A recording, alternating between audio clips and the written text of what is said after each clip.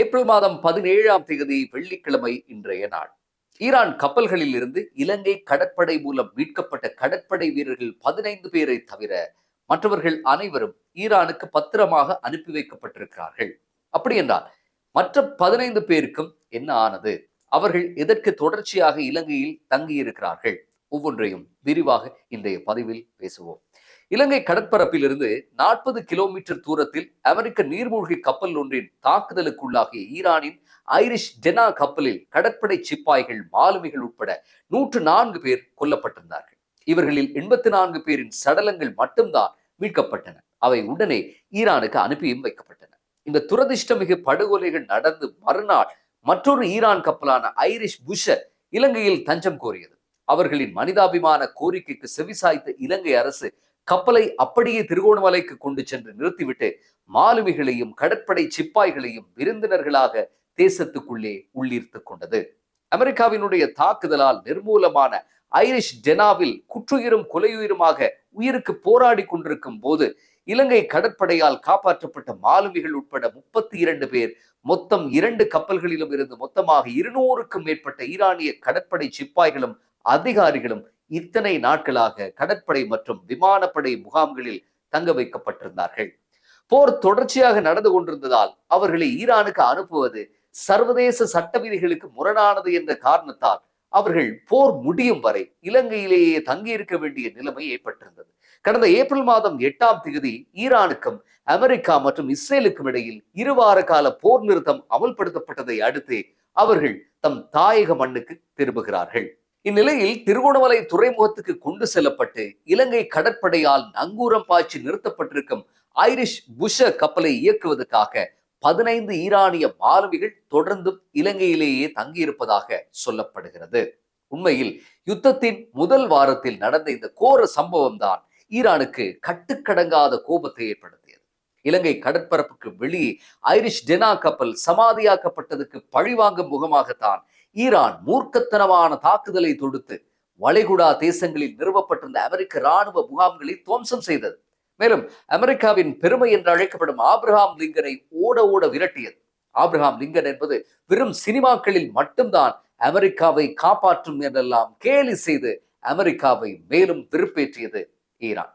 ஆக நாமே எதிர்பாராத விதமாய் இவ்வாசல் கதவை தட்டிய யுத்தம் கடைசியில் எம்மை கோர்த்து கொண்டு பயணிக்காமல் வேறு திசையில் சென்று விட்டது. சரி, இன்றைய கள நிலவரம் என? சமாதான பேச்சுவார்த்தைகள் மீண்டும் துளிர்விட்டு உலக பொருளாதாரத்துக்கு ஒரு விடிவு கிடைக்க வாய்ப்பு இருக்கிறதா என்று கேட்டால் வடிவேலு காமெடி பாணியில் இருக்கு, ஆனா இல்லை என்றுதான் பதில் சொல்ல வேண்டியிருக்கும்.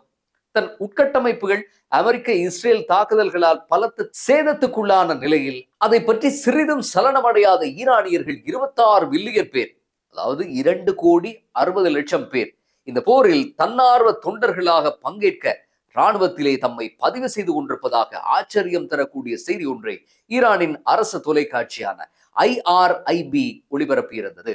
இது தவிர ஏராளமான கலைஞர்கள், விளையாட்டு வீரர்கள் முண்டியடித்துக் கொண்டு தங்களுடைய பெயர்களை பதிவு செய்திருக்கிறார்கள். உலகத்தில் எந்த நாட்டு மக்களுக்கும் இல்லாத இந்த அச்சமற்ற குணம்தான் ஈரானை இத்தனை இழப்புகளுக்கு மத்தியிலும் முதுகு வளையாமல் நெஞ்சை நிமிர்த்தியபடி போராட துணை புரிந்து கொண்டிருக்கிறது என்று சொல்ல வேண்டும்.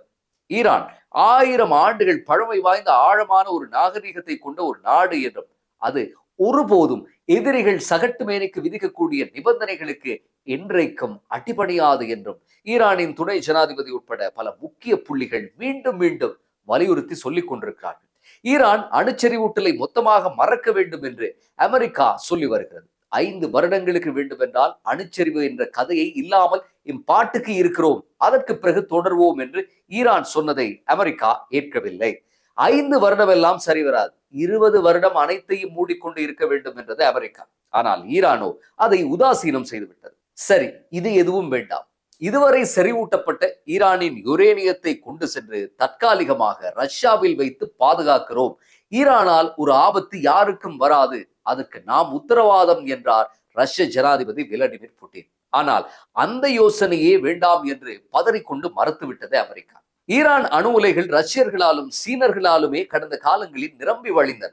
ஈரானின் இன்றைய 60% அணுச்சரிவுக்கு அதன் விஞ்ஞானிகளின் மூளையும் உயிர் தியாகங்களும் இருப்பது போல ரஷ்ய மற்றும் சீன விஞ்ஞானிகளதும் அபார பங்களிப்பு இருக்கிறது.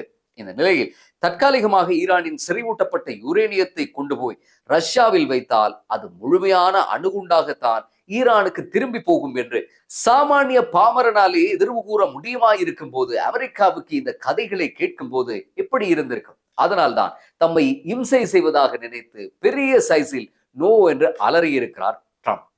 ரஷ்யா ஈரானின் ஒரு தோளில் கைப்போட்டு தூக்கிவிட்டுக் கொண்டிருப்பது போலவே மறுதோளை சீனா வாஞ்சையோடு தடவியபடி நிற்கிறது. உலகத்தினுடைய 2வது பெரிய பொருளாதார தேசமான சீனாவின் சாலைகளில் ஓடும் அனைத்து பெட்ரோல் டீசல் வாகனங்களும் ஈரானின் எண்ணெயில் தான் வழுக்கிக் கொண்டிருக்கின்றன. ஈரானிடமிருந்து பல மில்லியன் பேரல் எரிபொருளை தன் ஒரு நாள் தேவைக்காக மட்டும் சீனா வாங்குகிறது. வளைகுடாவில் ஈரானின் வர்த்தகம் தடைபடுவது என்பது சீனாவில் அது எதிரொலிக்கும். சீனா இதை என்றைக்குமே விரும்பாது. சீனா ஈரானின் தனித்துவத்தை விட்டுக் கொடுக்காமல் இந்த பிரச்சனையை தீர்க்க தன்னாலான அத்தனை ராஜதந்திர நகர்வுகளையும் திரைக்கு பின்னால் மேற்கொண்டிருப்பதாக சர்வதேச ஊடகங்கள் தெரிவிக்கின்றன. பாகிஸ்தான் சமாதான தேவதூதனாக திடீர் அவதாரம் எடுத்ததன் பின்னணியில் சீனாவினுடைய வகைபாகமும் இருப்பதாகத்தான் சொல்லப்படுகிறது. பாகிஸ்தானினுடைய இன்றைய ஆட்சியாளர்கள் அமெரிக்காவின் சொற்படி ஒழுகுபவர்கள் என்றாலுமே பாகிஸ்தான் என்ற தேசத்துக்கு சீனா பல்லாண்டு கால நட்பு தேசம். ஆகவே பாகிஸ்தான் எடுத்தோம் கவிழ்த்தோம் என்று சீனாவினுடைய விடயத்தில் நடந்து கொள்ளாது. இஸ்ரேலை ஆதரிக்கும் சூப்பர் பவரான அமெரிக்காவிடமும் ஈரானை ஆதரிக்கும் மற்றொரு சூப்பர் பவரான சீனாவிடமும் பாகிஸ்தான் அடக்க ஒடுக்கமாய் மரியாதைகளை பரிமாறியபடி எப்படியாவது 2வது கட்ட பேச்சுவார்த்தையை நடத்த முயற்சி செய்து கொண்டிருக்கிறது. ஆனால் திகதி நேரம் எதுவுமே இதுவரை குறிப்பிடப்படவில்லை. ஏப்ரல் 22ஆம் திகதி ஈரான், அமெரிக்கா மற்றும் இஸ்ரேலுக்கு இடையிலான 2 வார கால போர் நிறுத்தம் முடிவுறக்கூடிய நிலையில் அதற்கு முதல் ஏதாவது ஒரு அதிசயம் நடந்து பரஸ்பரம் கைக்குலுக்கல்கள் நடக்குமா அல்லது போர் நிறுத்த காலம் நீடிக்கப்படுமா என்பது பற்றி இதுவரை நிச்சயமில்லாத ஒரு நிலைமைதான் இருக்கிறது. உண்மையில் ஈரான் மற்றும் அமெரிக்காவுக்கு இடையே பேச்சுவார்த்தை நடத்த விருப்பமும் தேவையும் இருப்பதாகவும் ஈரானும் அமெரிக்காவும் இந்த யுத்தத்திலிருந்து கௌரவமாக வெளியேறும் மார்க்கத்தை தேடிக்கொண்டிருப்பதாகவும் சர்வதேச ஆய்வாளர்களை மேற்கோள் காட்டி பிபிசி செய்தி சேவை கருத்து தெரிவித்திருக்கிறது. இங்கே பகுதி என்னவென்றால், தமக்கு சமாதானம் தேவை என்று பகிரங்கமாக சொல்ல அவர்களுடைய ஈகோ அதற்கு அனுமதி அளிப்பதில்லை என்றும், அதனால்தான் அவர்கள் தங்களை வேண்டுமென்றே கடினமானவர்களாக காட்டிக்கொண்டு பல மில்லியன் டாலர்களை வெல்ல முடியாத யுத்தம் ஒன்றுக்காக செலவு செய்து கொண்டிருப்பதாகவும் தெரிவித்திருக்கிறது பிபிசி. பிபிசி சொல்வது ஒருவேளை சரியாக இருக்கலாம். ஆனால் இந்த சமாதானத்துக்கு இஸ்ரேல் விரும்புவா என்பதுதான் இங்கே இருக்கக்கூடிய மிக முக்கிய கேள்வி. 1996ஆம் ஆண்டு முதல் மாறி மாறி பதவியில் இருக்கிறார் Netanyahu.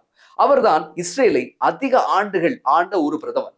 George W Bush, Barack Obama, Joe Biden போன்ற அமெரிக்க ஜனாதிபதிகளிடமும் ஈரானை தாக்கும் திட்டத்தை நெத்தன்யாகு ஏற்கனவே முன்வைத்திருந்ததாகவும் அவர்கள் அதனை ஏகமனதாக நிராகரித்ததாகவும் இஸ்ரேலின் பொறியில் சிக்கிக் கொண்டது ட்ரம்ப் மட்டும்தான் என்றும் பலத்த விமர்சனங்கள் முன்வைக்கப்படுகின்றன. ஆக ட்ரம்பின் குடுமி இஸ்ரேல் வசம் இருக்கிறது. எப்ஸ்டீன் ஃபைல்கள் பற்றிய மிரட்டல்களோ எதுவோ ட்ரம்பை இஸ்ரேலின் தாளத்துக்கு ஆட வைத்துக் கொண்டிருக்கிறது.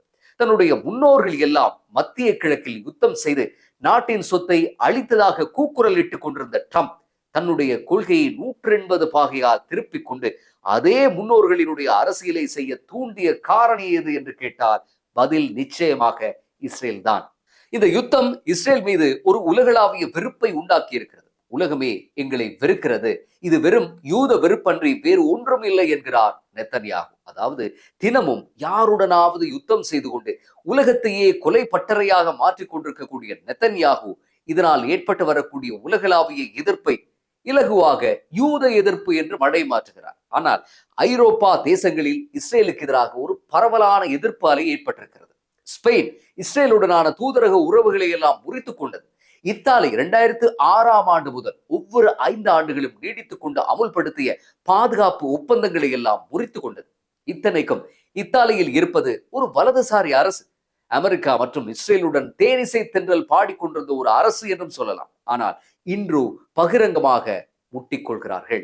இஸ்ரேல் லெபனானில் மனித குலமை வெட்கி தலைகுனியும் அளவுக்கு குண்டுகளை போட்டு வெறும் 24 மணித்தியாலத்தில் பலரை கொன்றபோது ஐநா பாதுகாப்பு சபையில் பணிபுரிந்த இத்தாலி வீரர்கள் மீது தாக்குதல் நடத்தியதுதான் இந்த பிரிவினையின் ஆதார காரணம். இத்தாலி பிரதமர் மெலோனிக்கு இதுவரை காலமாக இஸ்ரேலின் அடாவடிகள் எல்லாம் ரசிக்கக்கூடியதாக இருந்தன. ஆனால் தலைவலியும் காய்ச்சலும் தனக்கு வந்தால் தெரியும் என்பது போல ஆகியிருக்கிறது சம்பவம். இத்தனை காலமாக பால் வார்த்த தனக்கே பாம்பு விஷத்தை கொட்டுவதை அவரால் சகித்துக் கொள்ள முடியவில்லை. அப்பட்டமாக நெத்தன்யாகுவையும் ட்ரம்பையும் மெலோனி விமர்சிக்க, அதனை தொடர்ந்து அது ஒரு ட்ரெண்ட் போல இப்போது உலக அளவில் மாறியிருக்கிறது. திக்கற்றவர்களுக்கு தெய்வமே துணை போல இன்று இஸ்ரேலுக்கு அமெரிக்கா தான் துணை. அமெரிக்காவுக்கு இஸ்ரேல் தான் துணை. இவர்களுடன் வேறு யாருமே இல்லை. வரலாற்றில் முதல் முறையாக அமெரிக்காவையும் இஸ்ரேலையும் ஐரோப்பிய தேசங்கள் அவர்களுக்கு ஒரு முக்கியத்துவம் மிக யுத்தம் ஒன்றில் கைவிட்டு விட்டன. இந்த லட்சணத்தில் தொடர்ச்சியாக கட்ட பஞ்சாயத்து செய்து கொண்டு உலக பொருளாதாரத்தின் நாசத்துக்கு வழி சமைக்க இவர்களால் முடியுமா? அப்படி ஒன்று நடக்க ஐரோப்பிய தேசங்கள் அனுமதிக்குமா? அடுத்த பதிவில் மீண்டும் சந்திப்போம்.